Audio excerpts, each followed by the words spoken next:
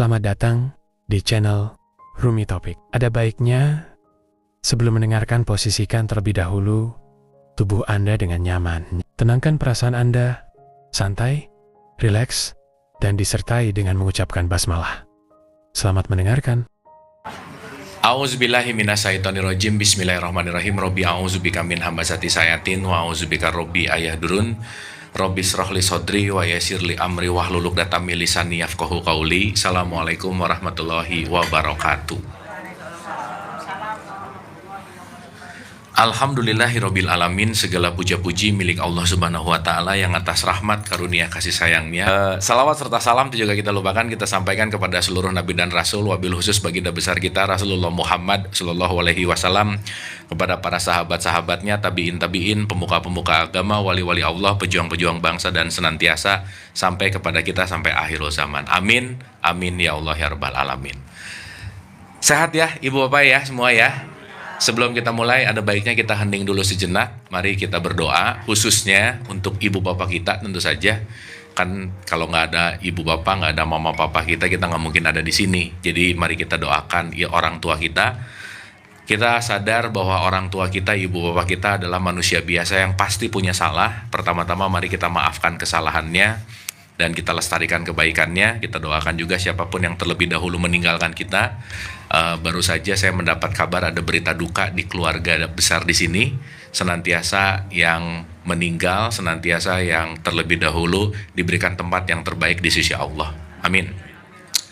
Dan juga kita sama-sama bermunajat siang hari ini untuk bisa sama-sama mudah untuk dialirkan pengetahuan, hikmah, dan kesadaran. Mari kita hening sejenak dengan hati yang khusyuk, pikiran yang tidak terlalu sibuk. Membuka hati ala hadiniyah. Al-Fatihah. A'udzubillahi minasyaitonirrajim. Bismillahirrahmanirrahim. Alhamdulillahirabbil alamin. Ar-Rahmanirrahim. Maliki yaumiddin. Iyyaka na'budu wa iyyaka nasta'in. Ihdinas siratal mustaqim. Siratal ladzina an'amta 'alaihim ghairil maghdubi 'alaihim waladdallin. Amin. Allahumma arini al-asya'a kama hiya. Amin, amin, amin ya Allah ya rabbal alamin.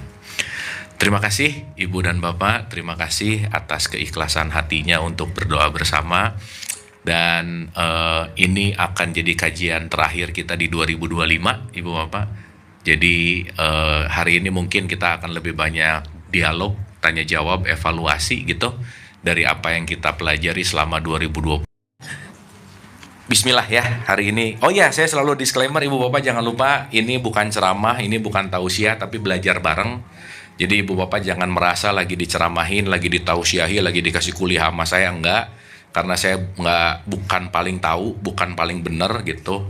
Dan saya tidak berusaha meyakinkan sesuatu. Dan ya intinya ini bukan mau menasihati, bukan mau ngasih ceramah. Setuju Bu Pak? Kenapa coba Bu Pak? Nggak ada orang yang berubah karena sering dikasih ceramah gitu-gitu aja Bu Pak ya. Diceramahin mulu juga nggak berubah gitu. Jadi yang berubah itu bukan datang dari ceramahnya, tapi dari pengertian, latihan, dan perubahan dan kesadaran. Nah harapannya Ibu Bapak datang ke sini mendapatkan knowledge, di mana knowledge-nya tidak hanya disimpan di memori gitu, tapi diaplikasikan dalam keseharian. Setuju Bu Pak? Baik Ibu dan Bapak, saya akan memulai begini. Kita mulai menyadari ya, karena ini mungkin saya mau pinjam di tradisi Islam. Ada satu statement di dalam Al-Quran tuh yang sangat menarik, bahwa Allah menciptakan segala sesuatu itu tidak sia-sia. Oke ya, berarti segala sesuatu yang terjadi itu pasti ada reasonnya, pasti ada sesuatu tujuannya, pasti ada sesuatu goals atau achievementnya gitu. Nah, sekarang karena kita bicara dalam konteks yang namanya hidup. Ibu Bapak hidup kita hadir ke sini, Ibu Bapak minta nggak? Memohon nggak? Request nggak? Hah? Ada yang request, ya Allah jadikanlah saya laki-laki gitu, ada? Ya Allah saya pengen lahir di rahim ibunya siapa gitu, ada nggak? Ya Bu, kalau saya bisa request, saya pengen lahir di rahim Ratu Inggris, enak ya. Nah, bentar lagi jadi raja gitu. Betul nggak Bu Pak? Berarti datangnya kita ke sini request atau terpilih? Hah? Request atau terpilih? Iya. Kira-kira ibu bapak dengan keterpilihan ini banyak menyesalnya atau banyak bersyukurnya, yang mana? Oh, yang bener ah. Oke, berarti kalau saya pinjam di tradisi Islam ini, kita bicara bahwa hidup itu adalah terpilih. Ya, terpilih. Pertanyaannya, ketika Allah memilih, ada tujuannya nggak, Bu, Pak? Ada? Berarti ketika Allah memilih ada tujuannya, berarti hidup ini ada tujuannya, berarti ada satu poin dalam hidup ini untuk menjadi konteks yang namanya tujuan. Berarti hidup ini sebuah perjalanan nggak, Bu, Pak? Perjalanan nggak? Iya dong. Makanya dalam tradisi tasawuf, pejalan itu namanya suluk. Kita ini semua para suluk yang sedang melakukan yang namanya perjalanan. Nah, pertanyaan saya, Ibu Bapak, kalau boleh nih ya, kita mudahkan, kita bagi dua dulu nih. Ada yang namanya visi hidup, ada yang namanya misi hidup. Satu apa, Bu, Pak? Visi. Visi itu vision. Long term, goal settingnya long term gitu. Tapi ada misi nih. Short term periodnya mau apa gitu kira-kira. Pertanyaan saya sederhana, Ibu Bapak. Visi kita dihidupkan oleh Allah tuh apa, Bu, Pak? Aduh, diam gini ini. Hah? Berbuat baik. Berbuat baik itu visi atau misi? Misi. Benar, tapi misinya. Ini kita ngomongin vision. Ibu Bapak, kalau ada orang meninggal, kita ngomong apa?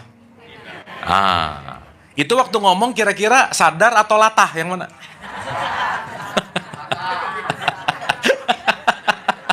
Ya, karena nggak bisa ngejawab, mungkin saya kesimpulkan dulu, mungkin latah sih. Iya. Ikut-ikutan. Karena kebanyakan pokoknya meninggal baca ini. Kalau ini baca ini, betul nggak? Kalau ada meninggal ada tahlilan nggak? Yang dibaca surat apa? Kenapa harus Yasin?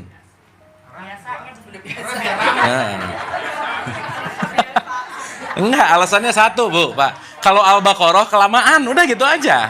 Lama nanti ya ini apa namanya acara tahlilannya jadi lama gitu. Oke, nah, kenapa kita berangkat dari sini?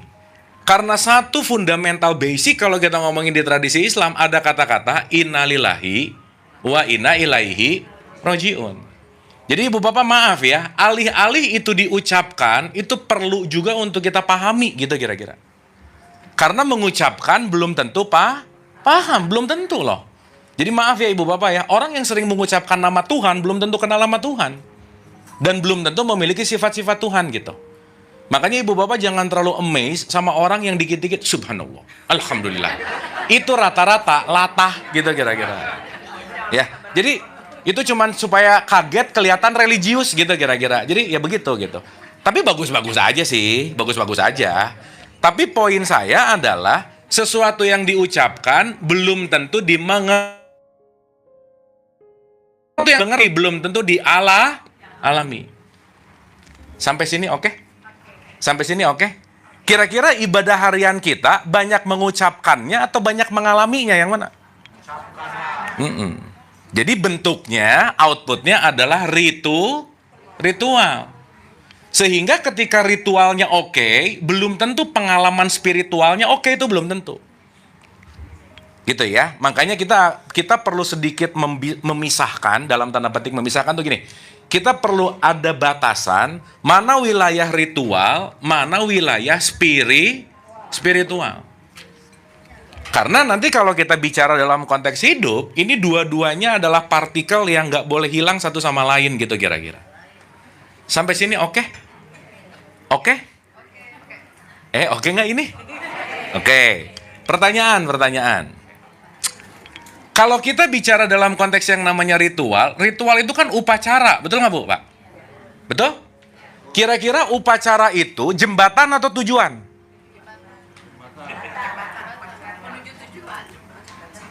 Hah? Upacara itu jembatannya atau tujuannya? Jembatan, karena tujuannya adalah spiritualitas tadi. Ini tujuannya di sini. Makanya kenapa konteks intinya innalillahi wa inna ilaihi rojiun. Apa artinya Bu, Pak? Oh, masa langsung kembali? Kan semua berasal dari Allah, kan nggak ujuk-ujuk kembali, enggak tuh. Main kembali aja, ibu bapak. Balik-balik gitu. Ibu bapak kalau mau pulang dari sini harus datang dulu nggak? Iya. Di di luar pulang datang enggak, kan nggak bisa. Oke? Berarti visi utamanya adalah ilaihi rojiun. Visi utama hidup ini dalam tradisi Islam, dalam perspektif yang sederhana adalah kita mau kembali pulang. Oke, Bu, Pak? Jadi siapapun kita, target akhirnya ujung adalah pulang. Pertanyaan, tempat pulangnya jauh atau dekat? Ih, gimana ini? Tinggal buka baju aja. Ayo, tempat pulangnya dekat apa jauh? Ih. Gini. Ibu bapak kalau mau pulang harus tahu alamat nggak? Kita mau pulang ke Allah, betul? Harus tahu alamat Allah nggak? Di mana alamatnya? Ih, gimana ini? Kan kemarin kita udah bahas.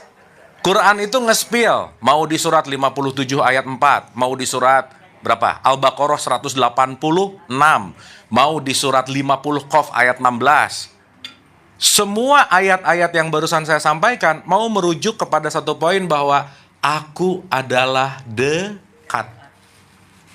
Aku adalah apa? Bahkan lebih dekat dari urat nadi. Berarti tempat pulang kita jauh atau dekat? Tadi jauh ngomongnya. Hah? Dekat dong. Betul? Berarti kita mau pulang sekali lagi ya, ke tempat yang jauh atau ke tempat yang dekat? Sip. Ya, itu diingat-ingat dulu tuh. Oh, berarti visionnya adalah pulang ke tempat paling dekat. Sampai sini oke? Sampai sini oke? Bu, ngomong-ngomong, yang paling dekat dengan kita apa sih?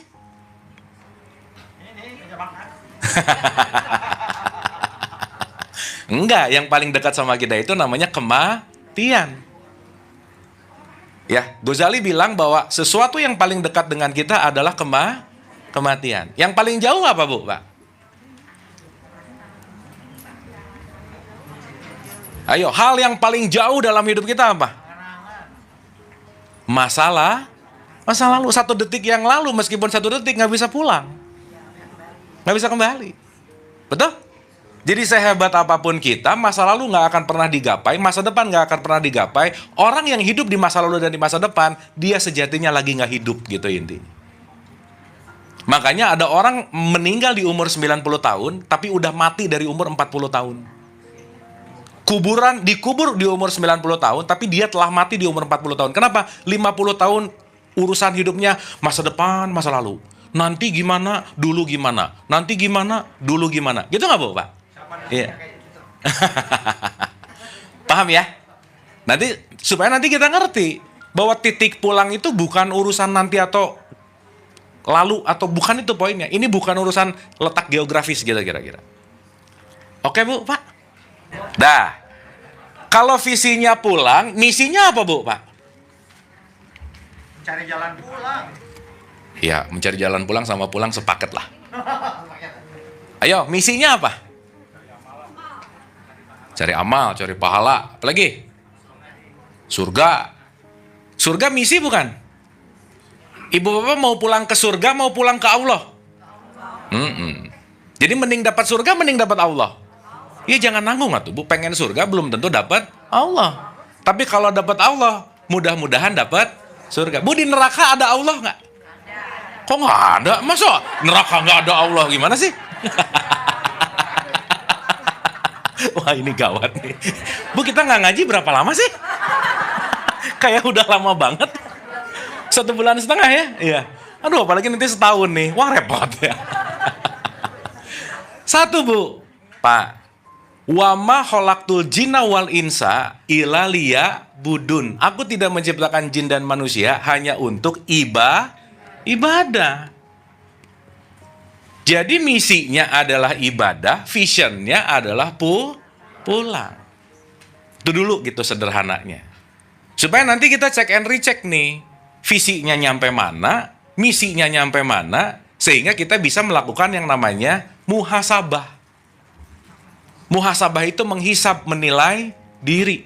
Oh, aku tuh begini, aku tuh begitu, aku tuh begini, aku tuh begitu. Makanya ibu bapak maaf ya, kalau kita nggak pernah punya waktu untuk kontemplasi, kita akan sulit untuk menentukan kita lagi ada di mana gitu kira-kira. Makanya Nabi Muhammad yang nomor 1 wahyu disuruh apa bu pak? Iqra. Disuruh apa? Iqra itu apa? Baca apa? Oh Quran. Emang dari langit turun buku gitu ngibuk gitu kira-kira? Wahyu. Berarti yang dibaca apa? Wahyu mana ini? Masa baca perintah-perintah dibaca gitu? Ayo, pertanyaan. Kalau kita mau pulang ke tempat paling dekat, siapa yang paling dekat dengan diri kita? Iya pasti. Diri sendiri. Jadi Iqra intinya adalah self-inquiry. Berkontemplasi tentang diri. Makanya puncak ilmu dalam tasawuf katakanlah, itu 1 poin. Man arafah nafsa, faqad arafah robah. Kalau kamu mengenal dirimu, maka kamu akan mengenal Tuhanmu. Maka orang yang tidak mengenal diri, pasti nggak kenal Tuhan gitu.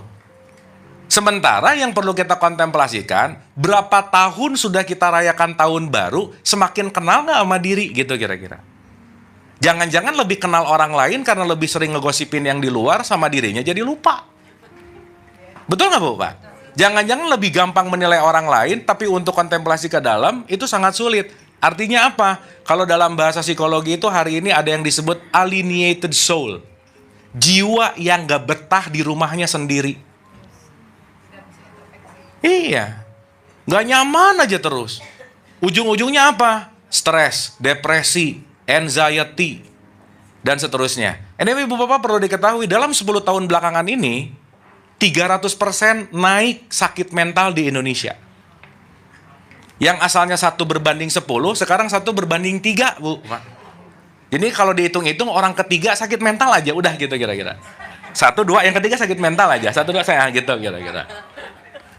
Sip ya? Dapat ya? Oke sampai sini? Oke sampai sini? Berarti pertanyaannya, untuk menggapai visi, yang perlu kita lakukan adalah mengikro diri gitu. Mengikro itu artinya berkontemplasi. Makanya di surat 17 ayat 14 ada kata-kata ikro kita baka. Bacalah di dirimu. Bacalah self, diri. Kenali dirimu tuh yang mana gitu kira-kira. Nah, sekarang pertanyaan berikutnya, saya masuk dulu ke ibadah nih. Ibu bapak kalau dengar kata ibadah, yang kepikiran apa? Hah? Sekarang saya tanya, sholat ibadah bukan? Hah? Gini. Ibu bapak waktu iftitah, baca iftitah nggak? Sholat dan ibadah dipisah nggak? Wah, gawat nih. Ini gawat nih. Pas baca iftitah dipisah gini dulu. Iftitah yang mana ya? Enggak. Waktu iftitah, kan kita baca tuh. Inna sholati wanu suki. Udah 2 dulu aja. Jangan panjang-panjang. Udah 2 dulu. Jangan jauh-jauh dulu. Inna sholati wanu suki. Apa artinya? Sholatku, ibadahku. Dipisah nggak? Sholat sendiri, ibadah sendiri. Dipisah nggak? Kenapa dipisah? Berarti beda. Berarti sholat belum tentu ibadah. Makanya orang sholat bisa cenderung fawailul lil musolin. Celakalah orang yang sholat. Kenapa? Jangan-jangan sholatnya itu bukan ibadah. Oke nggak ini? Oke, sekarang saya tanya. Maaf ya. Maaf nih. Sholat itu ibadah atau alat untuk ibadah? Alatnya. Puasa itu ibadah atau alatnya? Alatnya. Nah, ibu bapak duduk di sini lagi ibadah nggak? Ih, kok ragu-ragu? Iya, berarti ibadah itu yang dilakukan atau sikap hati pas melakukan? Niatnya. Karena kalau ibu bapak sholat pengen dilihat tetangga jadi soleha, itu nggak ibadah namanya. Mencari validasi gitu. Betul nggak? Maka ibu bapak kalau tahajud ujung-ujungnya minta proyek lancar, itu namanya transaksi. Bener nggak ini? Makanya konteks utama ibadah ini tidak terletak dari kegiatannya, tetapi pemahaman dan pengetahuan terhadap kegiatan itu gitu. Kerja ibadah nggak Bu, Pak? Sholat ibadah. Tapi lucu loh kalau lagi meeting azan, meeting udahan yuk ibadah dulu. Kayak meeting barusan tuh nggak ibadah gitu. Bener nggak? Padahal kalau sikap hati kita terhubung, apapun yang kita lakukan, kita sedang melakukan yang namanya ibadah. Makan ibadah nggak? Ibadah. Kalau dengan niat hati, sikap hati untuk beribadah. Sampai sini oke? Nah, sekarang saya tanya, ibadah itu apa? Enggak, ini ngomongin definisi dulu nih. Kan kita disuruh beribadah, betul nggak? Oke, ibadah itu menghambakan diri. Berarti ibadah sadar kalau aku ini adalah hamba. Allahnya itu adalah tuannya. Makanya nanti tuan jadi Tuhan. Jadi kita ini hamba, Allah itu tuh, maka tidak ada ilah selain Allah, nggak ada Tuhan selain Allah. Saat kita mulai nggak ada Tuhan selain Allah, di situ kita lagi ibadah. Oke sampai sini? Oke sampai sini? Dah. Sekarang pertanyaannya, kan ibadah itu satu akar kata dengan abdi. Makanya nanti Nabi Muhammad itu namanya Abdillah, hambanya Allah gitu. Abdullah, hambanya Allah. Berarti menghambakan diri kepada Allah. Oke? Pertanyaan. Kalau menghambakan diri kepada Allah, kira-kira Allah ngatur hamba atau hamba ngatur Allah? Hah? Gini, kalau Allah kita analogikan dalang, hamba itu wayangnya. Kira-kira wayang ngatur dalang atau dalang ngatur wayang? Dalang ngatur. Begitu wayang mau diangkat, dia bisa nolak nggak? Masa bisa nolak? Masa si wayang nggak mau? Dalang nggak mau gitu. Gimana? Ulang dulu. Ini kalau ada wayang diangkat sama dalang, dia bisa nolak nggak? Nggak bisa lah, karena dia menghambakan total kepada dalang. Oke sampai sini? Oke sampai sini? Berarti pertanyaannya, seorang hamba hanya mau menerima sesuatu apa yang diberikan oleh Tuhannya, oleh Allah. Betul? Nah sekarang saya mau nanya sama ibu bapak. Ibu bapak kalau doa, kira-kira mengedepankan keinginannya atau mengedepankan keinginan Allah yang mana? Kalau udah keinginan Allah, biasanya kenalan Tuhan yang kasih yang baik. Yang baik buatmu tapi tersembunyi. Ya Allah, pokoknya terserah gimana engkau. Tapi ya Allah, nah mulai. Ada tapi nggak? Ya, betul nggak? Jadi waktu doa tahajud misalnya, bagus awalnya. Ya Allah, terima kasih ya Allah. Engkau telah memberikan karunia, tapi ya Allah, sebaiknya ya Allah. Nah, Tuhan dikasih advice ya. Itu tipikal hamba bukan? Nah gitu. Sip ya. Nih saya kasih analogi ibu bapak. Maaf ya supaya gampang nih. Maaf ya saya pakai analogi ini supaya mudah aja. Misal, ibu bapak di rumah punya PRT, pembantu gitu ya misal. Namanya si A sama si B. Dua-duanya sama ibu bapak dikasih list di kamarnya kerjaannya. Listnya semua misalnya si A nyapu, ngepel, cuci kamar mandi. Si B cuci mobil, cuci kolam renang, cuci piring misalnya. Dua-duanya tugasnya beda. Si A kerjaannya sama ibu bapak gini. Tiap bangun pagi, ibu bapak si A ngomong gini, ibu cantik, bapak ganteng. Ibu cantik, bapak ganteng. Tapi kerjaannya nggak dikerjain. Ngomong mulu, memuji mulu. Ibu cantik deh, bapak ganteng. Tapi nyuci ini, enggak ngerjain ini, enggak ngerjain ini, enggak. Udah. Tapi si B, memujinya enggak sih.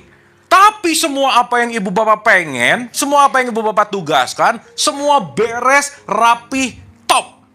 Pertanyaan saya, ibu bapak lebih senang sama si A sama si B? Ya jelas, udah. Paham nggak ini? Sip ya? Jadi kalau sekarang banyak muji tapi nggak ngerjain apa yang diinginkannya, ya bagus-bagus aja sih. Berarti baru di level ucapan. Karena Allah bukan untuk diucap-ucapkan, Quran bukan untuk dibunyi-bunyiin, bukan. Bukan hanya itu gitu maksudnya. Jadi memuji itu, contoh ibu bapak, pernah dengar kata uswatun hasanah nggak? Pernah dengar? Apa artinya? Menjadi Jadi kalau kita mencontoh Nabi Muhammad, kita mencontoh esensinya nggak kira-kira? Iya, utamanya adalah perilaku. Nah ini jangan nanggung itu ibu bapak. Gamisnya diikutin, jenggotnya diikutin, tapi ikhlasnya enggak gitu misalnya. Bajunya diikutin, style makannya diikutin, tapi dermawannya enggak gitu misalnya. Kan enggak kafah akhirnya. Oke sampai sini? Oke enggak ini? Ini mentang-mentang akhir tahun ibu bapak udah berkontemplasi banget gitu ya. Sip ya? Nah maksud saya, urusan outer itu urusan upacara, itu urusan ritual, urusan syariat gitu loh Bu, Pak. Tetapi urusan spiritual, itu urusan inner, itu urusan hakikat gitu kira-kira. Maka ketika kita mengikuti syariat, jangan lupa juga masuk ke wilayah yang namanya hakikat. Karena kalau upacara mulu nggak ngerti apa yang diupacarain, nggak akan merubah apa-apa. Bagus aja sih. Ibu bapak saya mau nanya, dulu waktu sekolah, syarat naik kelas, itu rajin upacara atau bisa ngerjain ujian, yang mana? Dua-duanya. Kan kalau nggak ikut upacara juga nilainya jadi berkurang. Bener nggak? Berarti upacara itu nilai tambahan nggak kira-kira? Iya, tapi esensinya bisa ngerjain ujian nggak gitu? Kan begitu nggak naik, Pak, kan saya rajin upacara, tapi kan ujiannya nggak lulus. Tapi kan rajin upacara, tetap nggak akan naik, Bu, Pak. Betul nggak? Oke nggak? Nah, maksudnya saat nanti kita ngerti bahwa ada wilayah kemasan yang namanya syariat, ada wilayah isi yang namanya hakikat. Nah, ibadah itu kaitannya nanti dibagi dua. Ada ibadah secara syariat, ada ibadah secara hakikat gitu. Oke? Oke nggak ini?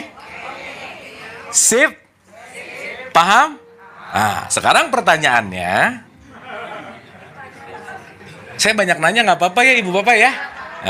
Karena jawaban ibu bapak menentukan kelas dan kualitasnya gitu.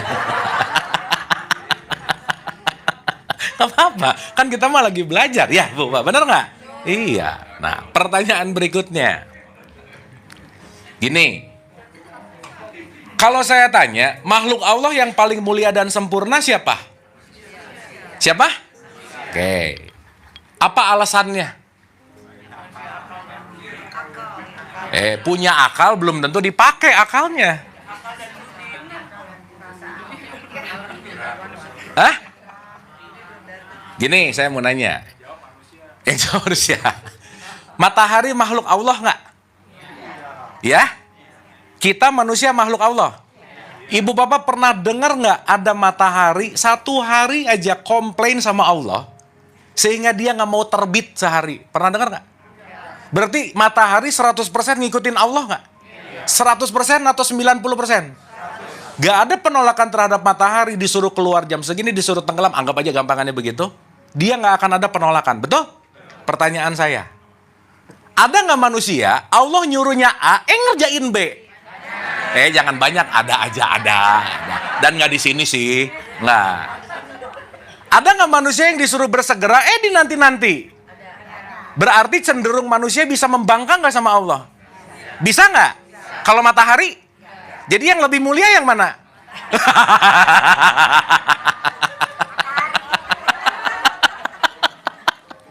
Ayo. Gitu ya. Nah ibu bapak maaf ya. Sistem pendidikan kita tuh memang gitu sih, hafal. Jadi logic thinkingnya nggak kena gitu. Kenapa begini? Udah pokoknya. Jadi alurnya nggak tahu, jawabannya tahu. Pokoknya 2 tambah 2, 4, nggak ngerti 2 tambah 2-nya gimana. Pokoknya hafal 2 tambah 2, 4, udah. Akhirnya, kekurangan skill dalam menganalisa proses, kita akan lebih masuk kepada sistem dogma dan doktrin gitu Bu, Pak. Makanya pengajian itu, karena pengen short, ibu maaf ya, orang yang tidak mencintai proses, dia susah berpikir. Dan berpikir tuh emang gak mudah. Maaf, orang yang malas mikir, pasti kerjaannya menilai.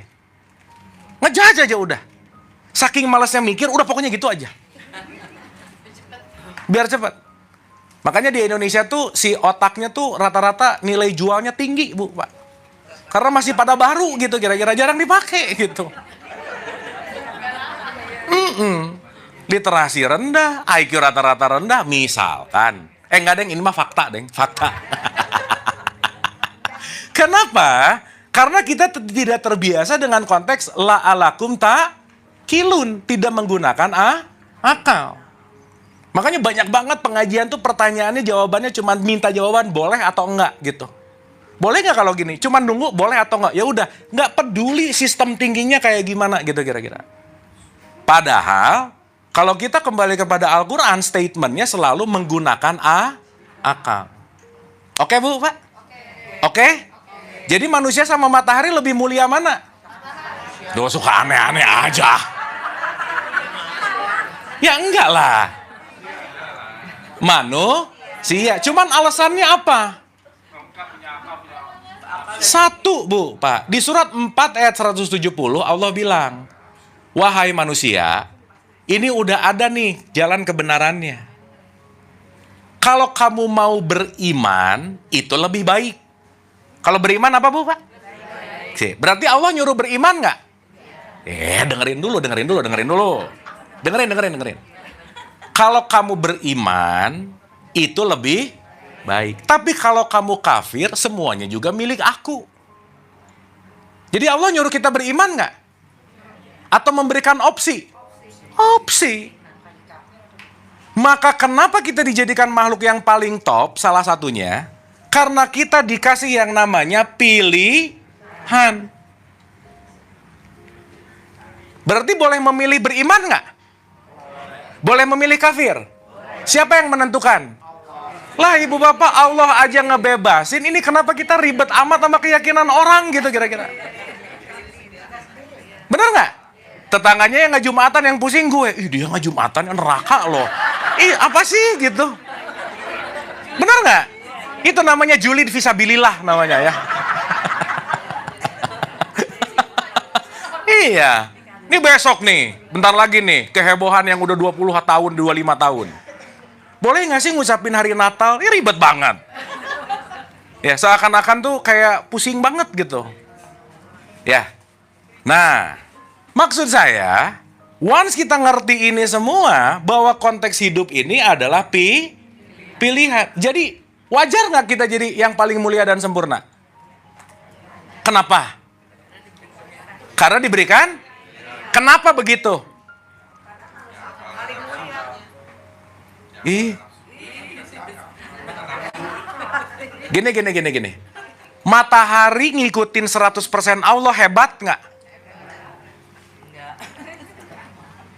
Emang matahari bisa nolak? Pohon bisa nolak? Binatang bisa nolak? Nggak bisa. Yang bisa nolak tuh cuman kita manusia. Karena dikasih Jadi kalau mereka tunduk patuh sama Allah, karena mereka nggak dikasih hak menolak. Paham Bu, Pak? Kita dikasih hak menolak dan masih memilih Allah, itu yang terbaik. Makanya disebut makhluk yang paling mulia dan sempurna. Karena kenapa? kamu diberikan hak menolak tapi masih milih saya, kata Tuhan. Itu yang terbaik gitu. Berarti urusan kembali ke Allah pilihan nggak? Masing-masing nggak? Private nggak?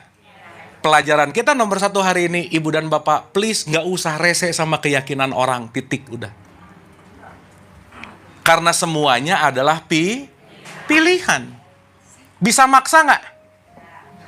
Bisa maksa nggak? Nggak bisa. Ibu Bapak maaf ya, maaf nih. Kira-kira kalau orang-orang terdekatnya Nabi Muhammad, logikanya harusnya dapat petunjuk nggak? Orang dekat sejaman, dekat lagi. Ngikutin nggak? Kalau logika sederhananya, udah dekat sejaman, hidup bareng. Logikanya lebih, istilahnya lah, ini kan bareng terus gitu. Anyway, Ibu Bapak tahu nggak siapa yang tiap hari bareng sama Nabi Muhammad? Kemana-mana bareng, hampir 24/7, 365. Tapi kelakuannya sama sekali nggak mirip sama Nabi Muhammad. Siapa coba? Bukan, untanya, udah jelas. Bener. Iya, makanya jangan jadi unta gitu. Ngikutin, tapi perubahannya nggak ada gitu. Bener nggak ini? Iya, gitu. Jadi yang bareng dan ngikutin belum tentu memiliki spiritualitas yang sama gitu. Oke?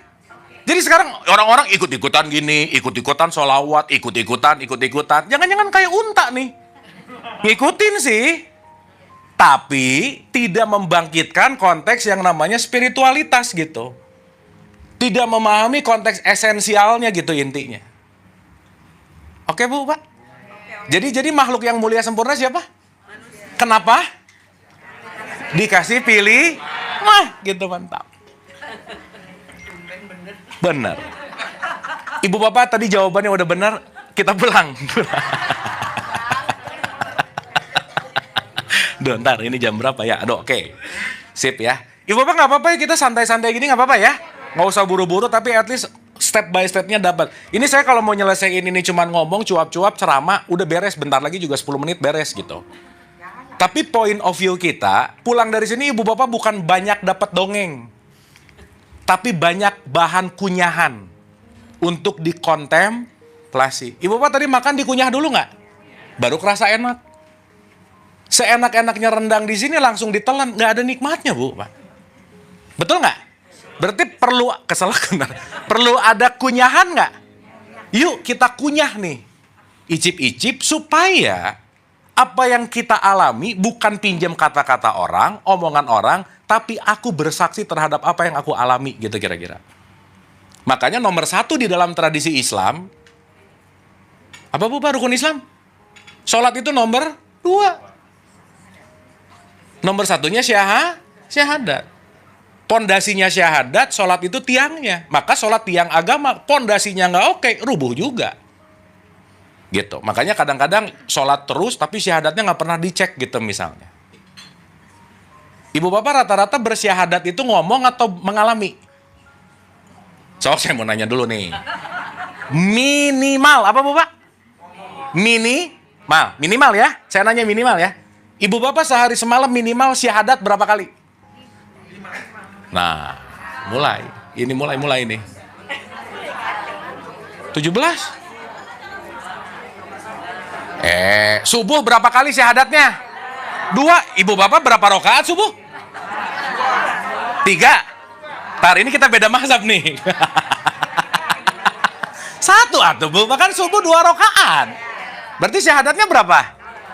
Kok 2? Dua-duanya ada tahiyat gitu? 1. Zuhur 2. Asar 2. Maghrib Maghrib. Wah ini gawat. Isya iya 9 lah minimal, betul nggak? Berarti waktu kita minimal 9 kali mengucapkan syahadat, itu sesuatu yang esensial loh. Karena ingat, bukan hanya untuk ucapkan. Sampai sini oke? Oke? Jadi ibu bapak, semua orang punya pilihannya, mari kita hargai pilihannya masing-masing. Setuju nggak nih? Kenapa nggak ada yang bisa ngatur orang lain, merubah orang lain, nggak ada. Semakin kita pengen ngatur di luar, semakin di dalamnya penuh luka, udah pasti aja. Jadi kalau kita ngerasa di sini banyak luka, jangan-jangan terlalu banyak ngatur gitu kira-kira. Makanya salah satu belenggu jiwa ingin mengatur orang lain. Maunya kamu ngikutin maunya aku, nggak bisa, Bu. Karena semua orang akan selalu melakukan apa yang mereka mau. Oke. Aduh, lemas gini ini. Oke ya. Sip. Jadi ibadah apa, Bu, Pak? Nah, mulai. Menghambakan diri. Si pembantu A sama si pembantu B yang lebih disukai yang mana? B. Jadi yang hamba ini, yang disukai Allah, yang gak cerewet, yang gak banyak ngomong, tapi tugasnya beres gitu kira-kira. Kira-kira gampangannya begitulah. Oke? Sip? Nah, sekarang kita masuk nih. Ibu bapak pemanasan cukup ya? Kita mulai, bismillah. Ini jangan lupa nih. Ini warming up dulu nih ya. Oke, kan kita mau ngomong kembali nih sekarang. Ya. Oke, kita kan mau ngomong ilaihi rojiun. Pertanyaan saya. Nih ya. Allah dekat apa jauh? Dekat. Berarti kembali ke Allah itu sesuatu yang nanti dan jauh atau sekarang dan dekat? Sip, mantap. Oke? Berarti kalau sekarang pertanyaannya Allah adalah dekat, lebih dekat dari urat leher, pengembalian itu nggak nunggu nanti. Kapanpun dan dimanapun. Pertanyaan saya yang kembali apanya?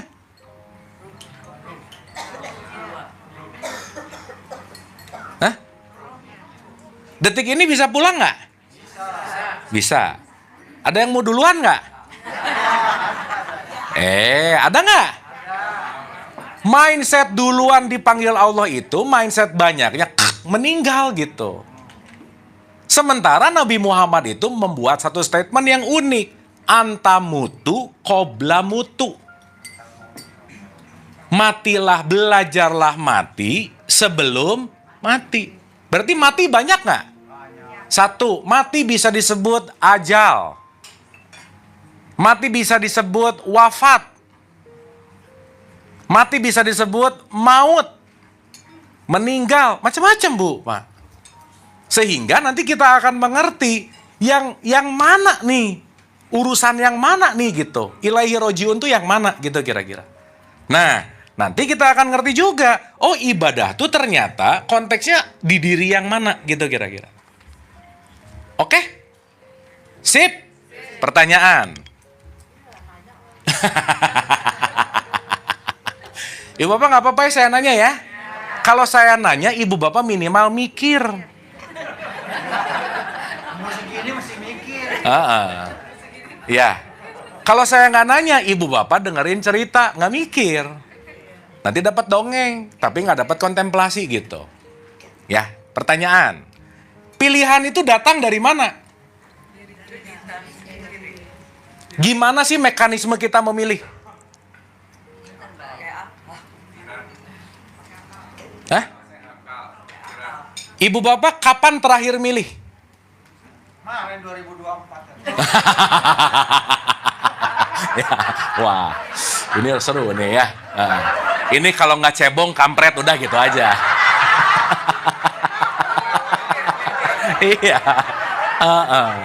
Yang lucu, maha cebong sama maha kampretnya udah bareng, kerocok-kerocoknya berantem juga gitu. Itu menarik sih.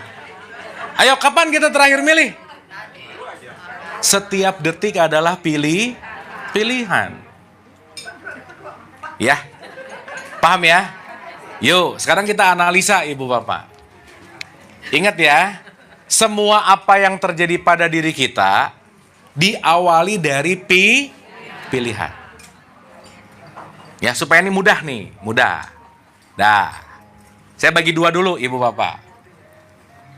Satu, ada memilih dengan sadar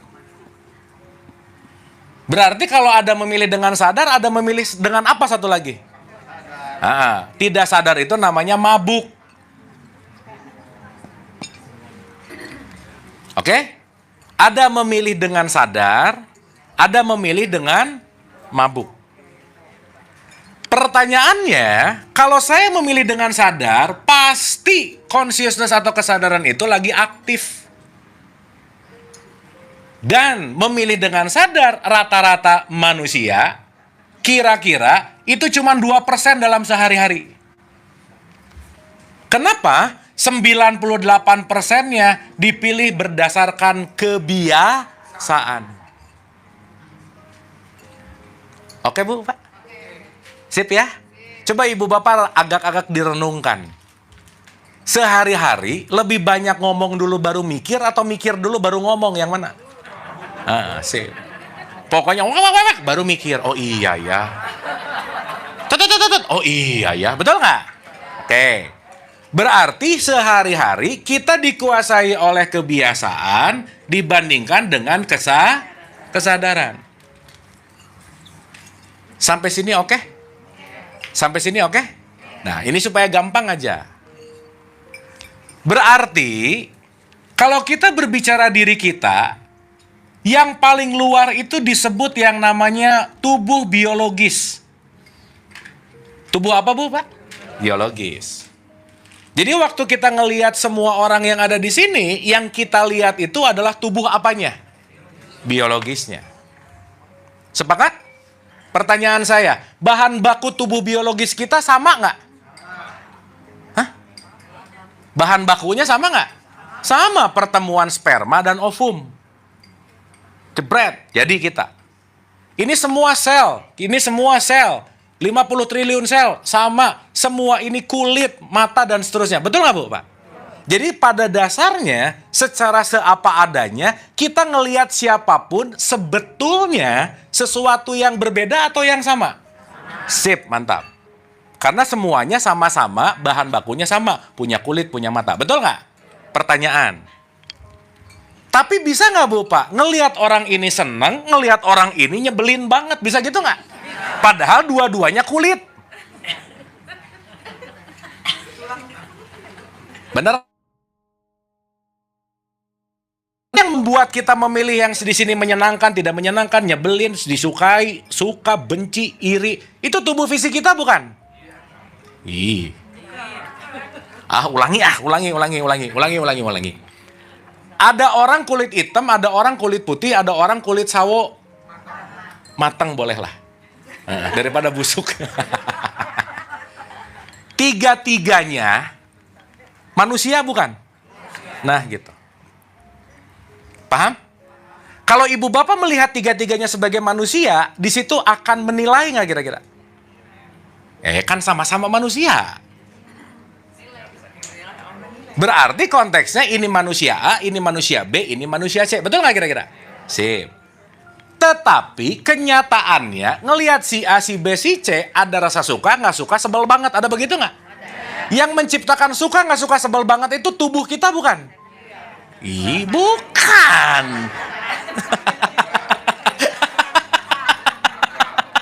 Bukan. Diri kita yang lebih dalam. Nah, namanya jiwa. Jelas ya? Dah, contoh. Kira-kira porsi jasad dan porsi jiwa untuk lebih mudah, lebih banyak porsi yang mana? Ibu bapak kalau ngelihat seseorang, lebih banyak mana yang kelihatan? Jasadnya atau jiwanya? Jasadnya dong. Tapi kalau ngomongin porsi, jasad itu cuma 1%. Iya dong, cuma kelihatan gini. Tapi ibu bapak ngelihat pikirannya nggak? Perasaannya nggak? Memorinya nggak? Niatnya nggak? Jadi lebih banyak yang dilihat atau nggak dilihat? Oleh karena itu ibu bapak, jangan cepat menilai karena kita nggak tahu apa-apa. Betul nggak? Kita nggak tahu perasaannya, nggak tahu memorinya, nggak tahu peperangan yang barusan dilalui, nggak tahu gimana. Betul nggak? Sehingga wilayah jiwa yang semakin kesini semakin dalam tanda petik tidak tertampak, ini semakin porsinya besar gitu kira-kira. Anggap 99% aja udah. Sampai sini oke? Paham? Bisa dimengerti? Jadi nomor 1 bagian paling luar apa Bu, Pak? Ntar ya, Ibu Bapak ini rekamannya mati nih. Saya tuh ngerekam supaya Ibu Bapak nggak ada alasan lupa gitu ya. Kan direkam. Jadi yang lebih besar porsi yang mana? Hah? Gini. Si jasad ini kendaraan. Ibu Bapak datang ke sini pakai kendaraan, kalau udah nyampe kendaraan disimpan nggak? Karena intisarinya bukan kendaraannya, tapi siapa isinya. Oke? Berarti saat Ibu Bapak ngelihat yang di luar ini, jangan tertipu. Kenapa? Hati-hati sama isinya. Makanya don't judge book by cover. Betul nggak? Sekarang dengan pemaknaan begini dikit, uis ini nggak oke, uis ini nggak oke. Padahal yang kita lihat itu hanyalah baru kendaraan. Nah, salah satu esensi isinya namanya jiwa. Sampai sini oke? Jadi saya gampangin dulu ya Ibu Bapak ya. Diri kita yang syariat namanya jasad, diri kita yang hakikat namanya jiwa. Itu dulu yang gampang. Jadi lebih banyak syariatnya, lebih banyak hakikatnya sebenarnya. Hakikat. Berarti kalau kita mau ngomongin tentang pertanggungjawaban, penilaian Allah terhadap kita, Allah ngelihat warna kulit kita nggak? Ngelihat rambut kita nggak? Tapi ngelihat isinya. Oke? Maka yang di luar dia pasti punya identitas. Identitas namanya orang. Apa Bu Pak? Tapi value-nya namanya Nah, jadi Ibu Bapak ini orang apa manusia? Ih kok bingung? Ibu Bapak kalau ketemu teman baru, mana yang ditanya? Bu, orang mana? Atau Bu, manusia mana? Yang mana? Berarti yang ditanya apanya? Identitasnya. Dengan harapan ngerti isinya sesama manusia. Oke Ibu Bapak? Oke nggak ini? Paham ya? Ngerti ya? Oke. Pertanyaan berikutnya. Berarti yang akan menjadi software, aplikasi, tubuh fisik ini melakukan sesuatu, memilih, tergantung kualitas jiwa nggak kira-kira? Iya. Maka pilihanmu ditentukan oleh jiwamu. Berarti kalau Ibu Bapak pilihannya pengen lebih baik, yang diberesin apanya? Jiwanya. Makanya dari dulu kita upacara, bangunlah jiwanya, bangunlah badannya. Maaf ya, sekarang ibadah yang paling fokus kira-kira jiwanya atau badannya? Ininya. Ibu bapak nanya ke anaknya, udah sholat belum? Betul? Dia begini, oh udah sholat. Tapi nggak pernah care, nah di sholat bagian iftitah mana yang kamu nggak paham? Nggak peduli. Di sholat bagian al-fatihah mana yang kamu nggak ngerti? Nggak peduli. Yang penting kamu gini-gini, dilihat bahwa dia udah melakukan sholat. Padahal isi esensi jiwanya berubah atau nggak peduli gitu kira-kira. Oke Ibu Bapak? Sip ya? Oke ya? Nah, sekarang pertanyaannya, berarti ibadah ini kaitannya sama jasad atau sama jiwa? Dua-duanya. Kan jasadnya gerak, jiwanya tumbuh. Nah, Ibu Bapak ini saya mau memudahkan nih. Kopi susu ya. Gini, kalau di restoran tuh gini nih ya. Lagi ngomong tasawuf, ada kopi susu lah, rendang. Ya nggak apa-apa ya. Teh telur lah, wah macam-macam ya. Tapi ya udah sih. Oke. Duh, sampai mana nih gara-gara kopi susu ah? Oh iya, oke. Ya oke. Nah, Ibu Bapak pernah dengar fikih nggak? Hukum-hukum Islam pernah dengar? Oke. Perlu Ibu Bapak ketahui, nilai fikih dalam hukum Islam itu cuma 1%. Tata cara, metode, itu urusan fisikal syariat. Oke? Padahal bobot penilaian tidak hanya dalam syariat, tapi pada hakikatnya. Contoh, ibu bapak maaf ya, saya mau nanya nih. Sholat itu yang benar atahiyatnya lurus atau gerak-gerak? Hah? Gini. Gini. Atau gini. Yang mana? Kalau yang gini salah dong. Ayo. Nah, berarti mau gini atau gini, itu hanya wilayah syari. Quran ngomong nggak usah ribut urusan itu gitu. Paham ya? Karena semua metodologi target akhirnya adalah membuat diri kita yang lebih esensial untuk bisa bertumbuh. Ibu Bapak ingat nggak waktu kita cerita Imam Ghazali? Imam Ghazali itu di awal hidupnya menggeluti dunia teologis, ilmu kalam. Fikih banget gitu kira-kira. Pokoknya urusannya halal haram, udah aja. Padahal halal haram fikih itu cuma 1%. Bukan nggak penting, tapi perlu dilampaui gitu kira-kira. Kenapa? Karena pada dasarnya pelampauan ini masuk kepada dunia yang namanya spiritual. Jadi kalau kita ngomongin di level hukum terus, nggak apa-apa sih. Tapi jiwa tidak bertumbuh. Paham ibu bapak? Bisa dimengerti? Contoh, saya kasih contoh. Ibu bapak kira-kira waktu sholat, concernnya tubuh fisik atau jiwanya yang mana? Oh, yang bener ah. Hah? Ini saya nggak ngomong yang seharusnya, yang udah dialami. Kira-kira fokusnya lebih kepada fisikal, bacaan, rokaat, gerakan, atau pertumbuhan jiwanya, mana yang lebih dominan? Bacaan, rokaat, betul nggak? Ibu bapak ada nggak yang mengalami gini? Ini yang nanti yang membedakan sadar dan mabuk nih ya. Nih ya. Allahu Akbar. Rokaat 2, rokaat 3. Ada yang gitu nggak? Ya udah jelas lah kalau gitu. Udah ngaku aja, nggak apa-apa ya. Berarti kalau rokaatnya lupa, jiwanya itu kira-kira lagi fokus nggak? Nah gitu. Yang paling bahaya, Allahu Akbar, ini asar apa maghrib ya? Wah, udah. Itu pasti pulang dugem aja, udah pasti. Paham ya? Oke ya? Nah, kenapa kita bolak-balik ke dalam ke sini, Ibu Bapak? Supaya nanti kita menjalankan Islam itu kalau menurut Quran, masuklah kepada Islam yang kafah. Pernah dengar nggak? Kafah itu keseluruhan. Bukan hanya bajunya yang bagus, tapi juga isinya yang oke gitu.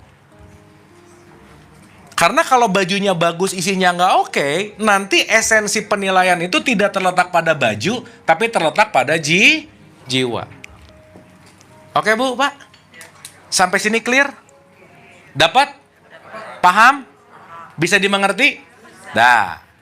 Terbalik nih. Dah. Ibu bapak sampai sini ada pertanyaan dulu nggak sebelum saya masuk ke nutrisi jiwa dan jasad? Iya kan kita perlu nutrisi dua-duanya. Ada pertanyaan dulu nggak? Aman? Ntar ini tuh aman tuh ngerti apa emang nggak tahu mau nanya apa? Yang mana?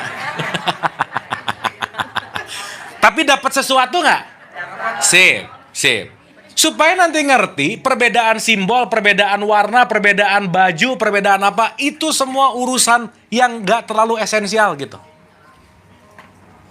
Ya sekarang kan kadang-kadang orang tuh iseng aja ya. Rukunya cuma beda dikit, selesai sholat, sekedar mengingatkan. Gitu Bu.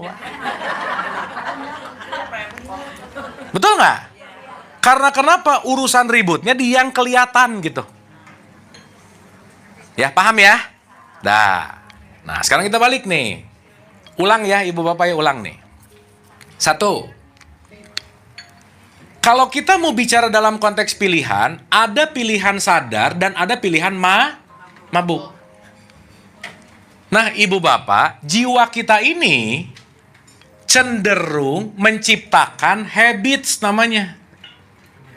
Kebiasaan. Jadi minimal ibu bapak ngerti bahwa setiap bangun tidur itu ada dua diri yang bangun bareng. Ada diri yang sadar, ada diri yang kebiasaan. Dah dua. Oke? Paham nggak maksud saya? Jadi ibu bapak begitu bangun tiba-tiba ke kamar mandi, tiba-tiba sikat gigi, tiba-tiba tahu-tahu udah pakai baju aja. Itu tuh nggak mikir lagi.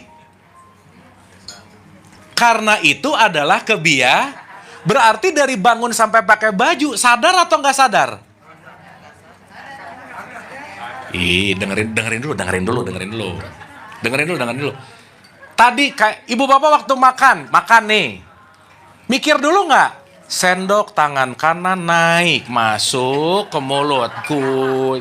Atau udah otomatis semuanya? Jadi makannya sadar nggak?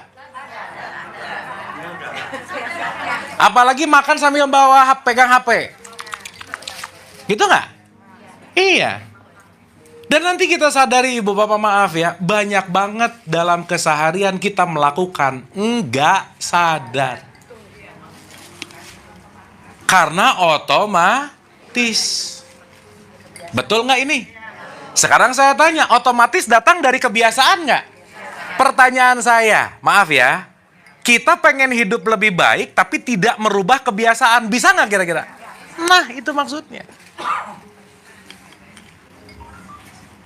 Contoh. Ibu bapak maaf ya, di dalam ilmu Quran, ciri-ciri orang takwa itu adalah pandai memaafkan kesalahan orang lain. Pandai apa bu pak? Oke, sekarang saya tanya, maaf ya, ibu bapak rajin pengajian, jadi pintar memaafkan nggak? Enggak. Tapi rajin pengajian tahu ilmunya tentang tapi skill memaafkannya naik nggak? Belum. Berarti kalau ibu bapak mau pintar memaafkan, harus gimana caranya? Sering-sering ketemu orang nyebelin. Udah gitu aja.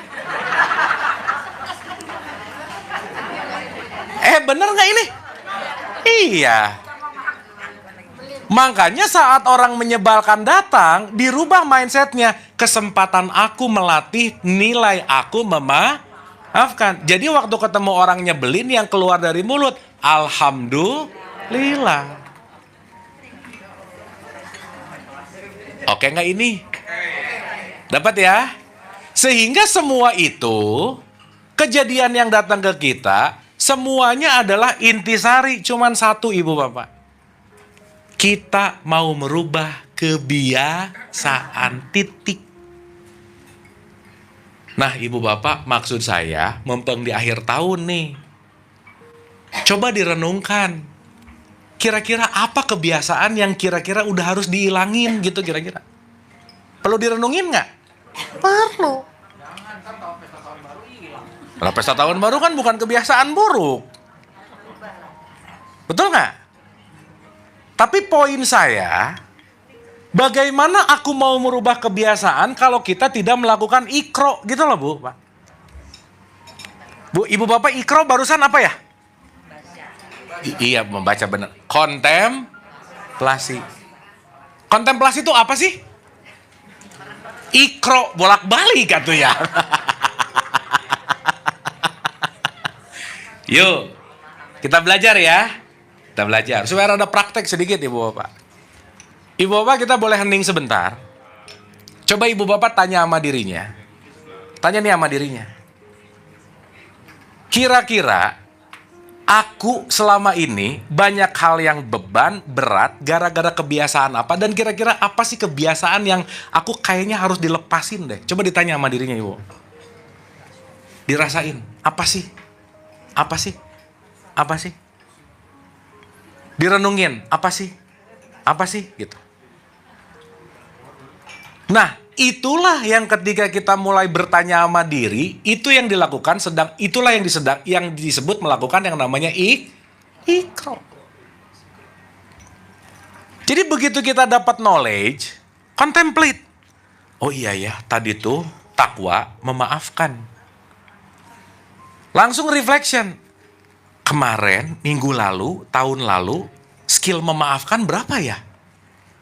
Sekarang berapa? Kalau abis pengajian skill memaafkannya nggak ada berubah 1% pun, fix ibu bapak nebeng makan siang, berarti gitu kira-kira.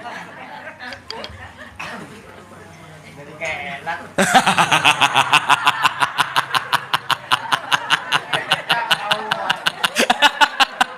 Iya, tapi nggak bisa. Makanya ibu bapak mengharapkan orang lain sesuai dengan keinginan kita, itu namanya penderitaan abadi. Karena kita nggak sanggup untuk merubah siapapun gitu. Anyway, ibu bapak maaf ya, saya mau nanya, Allah bisa bikin orang beriman nggak? Ah, ini kalau jawab langsung tuh asbun namanya.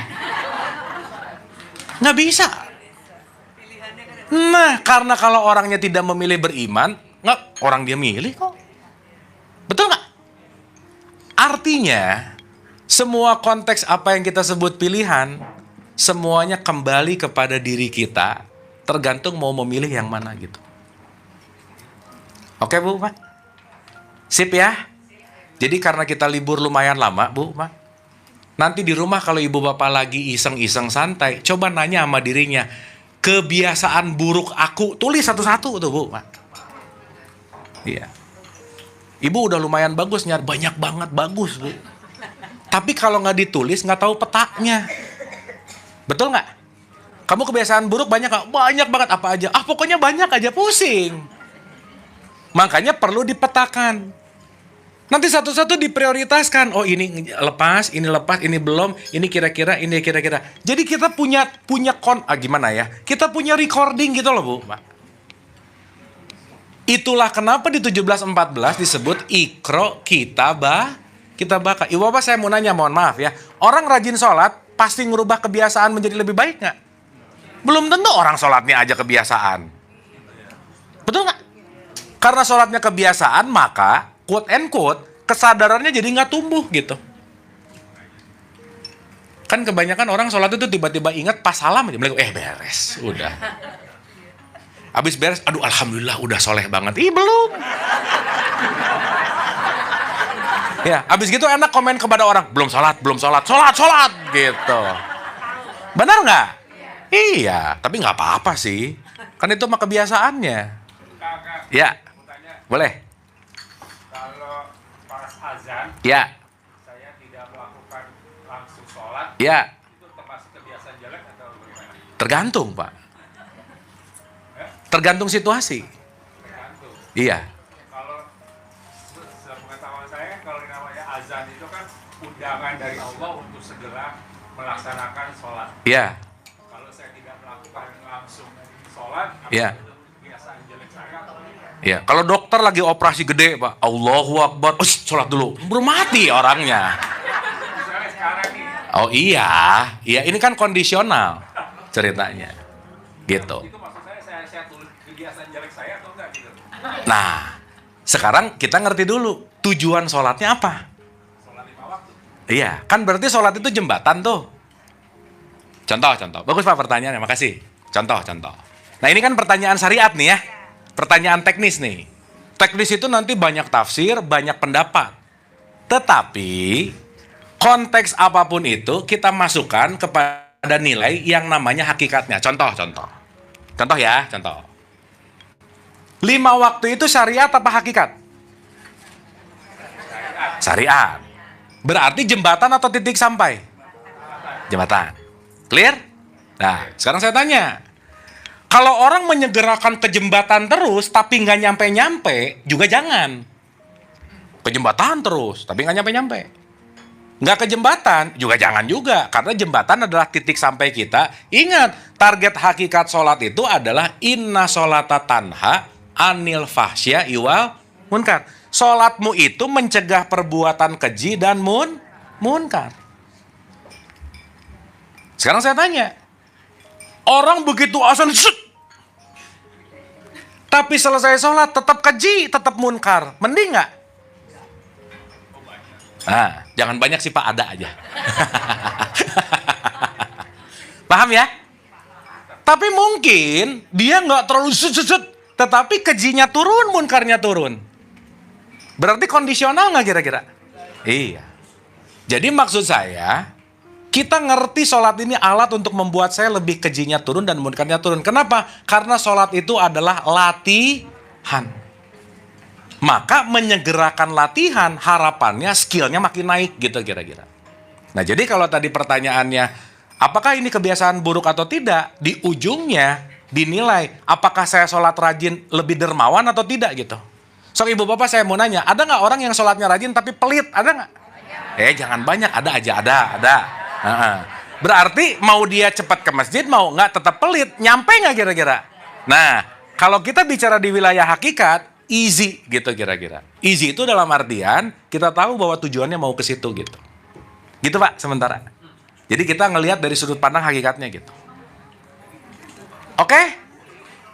Paham ya? Sip. Nah, kita balik nih sedikit lagi. Ada lagi dulu pertanyaan Ibu Bapak? Oh iya Ibu mangga, silakan. Aman ya? Ini aman ini? Jadi kira-kira sholat itu yang penting gerakannya atau tidak pelitnya? Dua-duanya. Kan gerakannya harus ada. Ini suka aneh-aneh. Awas jangan salah ngerti. Ulang. Yang 5 waktu syariat bukan? Hakikatnya nggak pelit. Tapi untuk menuju nggak pelit perlu latihan nggak? Berarti dua-duanya perlu nggak? Nah gitu. Sip ya. Jangan hilang salah satu, jangan. Kalau hilang salah satu repot nanti.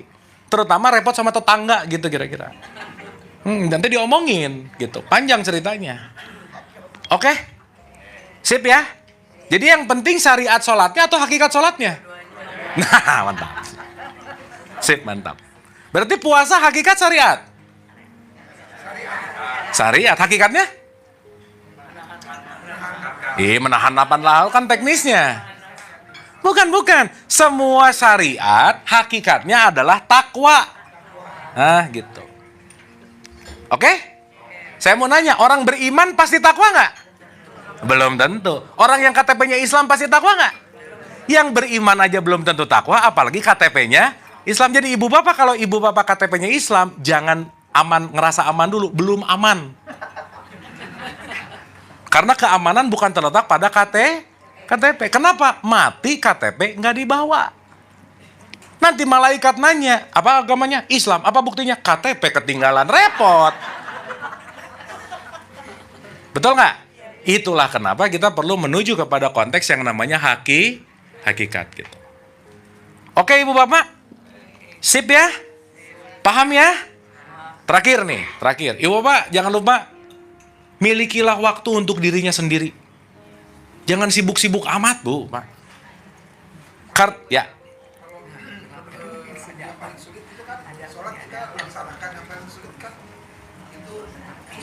Betul. Dilatih. Nggak apa-apa. Karena dari 17 rakaat 1 khusyuk itu udah bagus, Pak. Nggak semuanya harus khusyuk. Lah, kenyataannya enggak semua kok.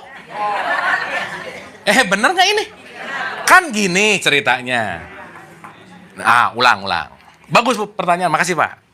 Ibu Bapak saya mau nanya ya. Kebiasaan datang dari apa? Pengulangan. Ingat rumusnya. We are what we repeat. Apa yang kita ulang-ulang, kita akan ahli. Oke? Sekarang saya tanya. Marah itu sifat alamiah kita nggak? Tapi kalau pemarah, gini, beda nggak antara marah dan pemarah? Beda nggak? Beda. Marah adalah emosi, pemarah adalah latihan hasil kita pengulangan. Jadi ibu bapak nggak bisa ngomong gini, aduh aku tuh emang keturunan orang pelit deh. Nggak bisa. Karena tiap hari latihan pelit, jadi orang pelit. Oke? Sekarang saya tanya, tiap hari yang dilatih pelit bisa jadi dermawan nggak? Berharap Allah memberikan kekuasaannya untuk aku jadi dermawan. Nggak bisa. Orang yang dilatihnya pelit pengen jadi dermawan. Orang yang dilatihnya julid pengen bahagia. Nggak bisa ibu bapak. Karena kebiasaan. Sampai sini oke? Dapat? Berarti kebiasaan datang dari apa? Pengulangan. Sekarang saya tanya. Kalau ibu bapak mau merubah kebiasaan harus diapain dulu juga berarti? diulang lagi. Makanya sholat ritual diulang-ulang. Itu namanya reprogramming. Contoh, subuh bangun, Allahu Akbar. Dua-duanya nggak dapat, nggak apa-apa. Nanti ada zuhur. Allahu Akbar, zuhur sibuk meeting kerjaan, nggak dapat, nggak apa-apa. Nanti ada asar. Asar, Allahu Akbar, nggak dapat juga, nggak apa-apa. Mungkin lagi pulang kerja sibuk hektik, ada maghrib. Allahu Akbar, maghrib, nggak dapat, nggak apa-apa. Nanti ada Allahu Akbar, isya nggak dapat. Nanti ada tahajud nggak dapat. Nanti ada sampai duha. Allahu Akbar, ditambah qoblah sama ba'da. Betul? Itu semua nggak dapat juga. Buset dah, ngapain aja.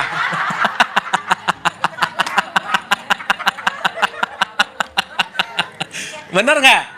Kalau itu semua dikerjain nggak husi-husi juga, berarti kerusakan ada pada pada pesawat Anda gitu. Gitu kira-kira, Pak. Tapi katanya ada juga yang kita udah Al-Fatihah, kok ngerasa belum? Itu kata setan ya? Kata setan. Iya. Iya. Ibu bapak maaf ya. Sebisa mungkin please nggak usah banyak nyalahin setan. Jangan. Setan disalahin. Ada yang bawa Quran nggak ya? Di handphonenya ada Quran nggak? Tolong bukain dong surat 14 ayat 22. 14 ayat 22. Coba tolong dibaca. Nah, itu pasti bekas 12-12 kalau keluarnya Shopee. Nah, setan itu mainnya nanti di Shopee sih sebenarnya. Iya, 22.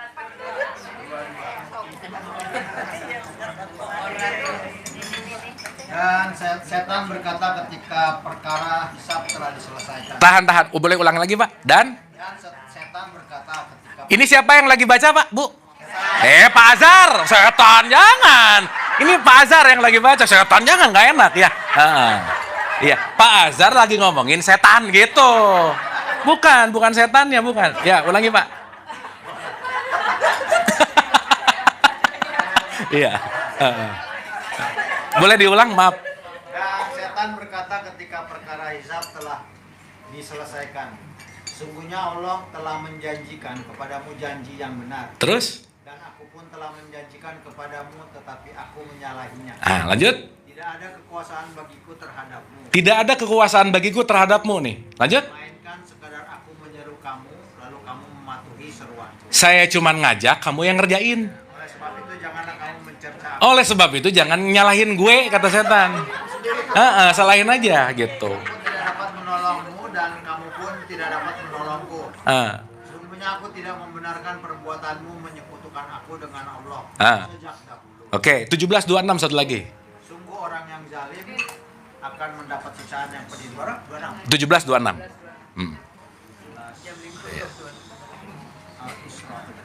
Oh, ini nanti ada pas lebaran, Bu, Pak. 26 ya. Pas puasa banyak nih ini. Dan berikanlah haknya kepada kerabat dekat. Berikanlah haknya kepada apa? Kerabat dekat. Lanjut. Juga kepada orang miskin dan orang yang dalam perjalanan. Terus? Dan janganlah kamu menghambur-hamburkan hartamu secara boros. Janganlah kamu menghambur-hamburkan hartamu secara apa? Kenapa? Lanjut. 27-nya? Sesungguhnya orang-orang yang pemboros itu adalah saudara setan. Sesungguhnya orang pemboros itu apa? Saudara setan. Kira-kira kalau ada diskon, itu cenderung keinginan atau kebutuhan? Bisa jadi boros nggak? Jadi kalau gitu setan berlindung di balik diskon, Ibu Bapak ya. Membuat kita boros. Jadi orang yang boros itu sifat setan nggak kira-kira? Tapi salahnya setan nggak? Ya enggak.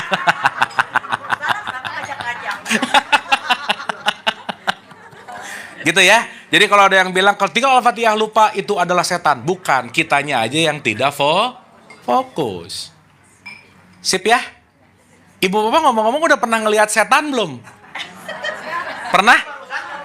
Hah? Nanti ke toilet boleh Ibu Bapak ya. Di toilet ada wastafel ngaca ya boleh. Oke, Ibu Bapak terima kasih. Saya tutup dengan gini. Jangan lupa, kalau kita bicara dalam konteks diri, jangan lupa untuk tetap merawat tubuh fisik kita. Sebaik-baik ibadah adalah merawat cangkang yang dititipkan Allah. Gimana cara ngerawat tubuh? perhatikan apa yang dimakan. Jangan asal makan. Perhatikan apa yang diminum. Jangan lupa diajak gerak untuk olahraga. Jangan lupa kualitas tidurnya diberesin. Kalau makan, minum, olahraga, dan tidur nggak beres, jiwa pasti ikut nggak beres.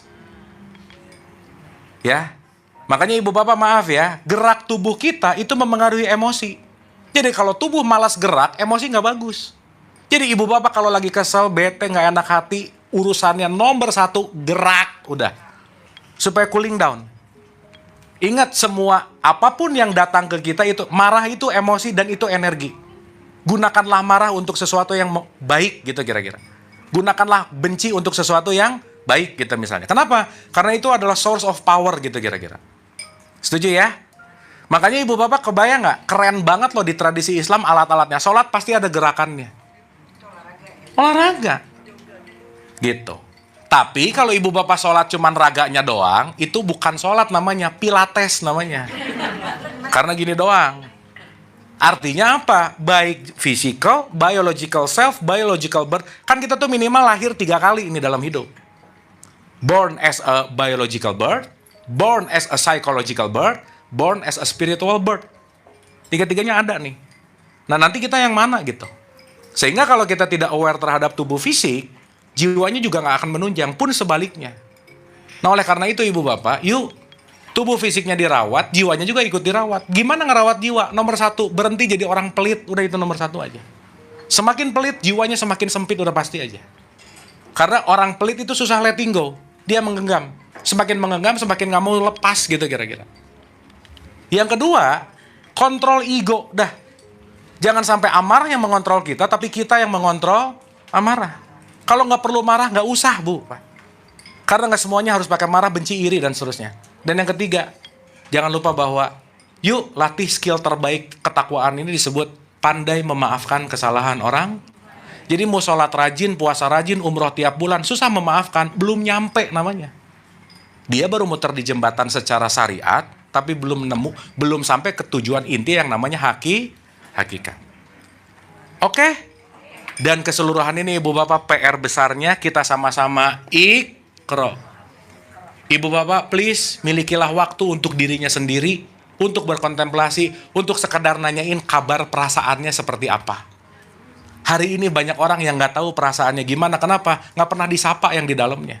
Padahal yang di dalam itu sangat merindukan untuk disapa. Ingat ibu bapak, nggak ada yang lebih dekat dari kita kecuali diri sendiri. Dan tidak ada yang akan lebih mencintai diri kita kecuali kita mencintai diri sendiri. Titik, udah. Setuju?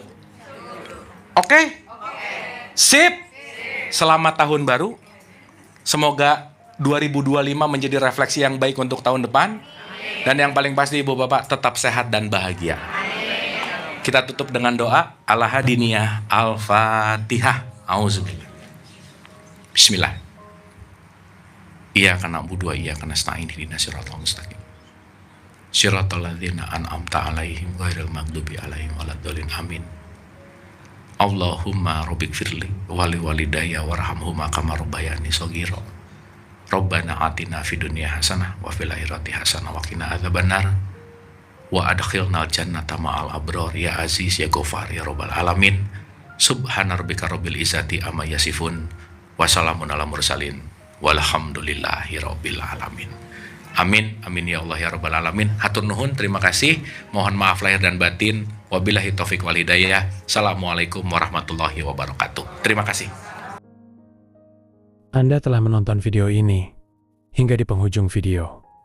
Semoga video ini bermanfaat untuk Anda, serta dapat menjadikan diri Anda lebih baik dari hari kemarin. Nantikan video kami selanjutnya. Terima kasih.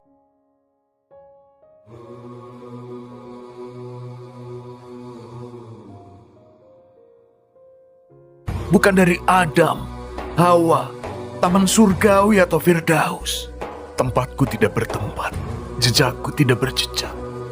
Baik raga maupun jiwaku, semuanya adalah kehidupan kekasihku.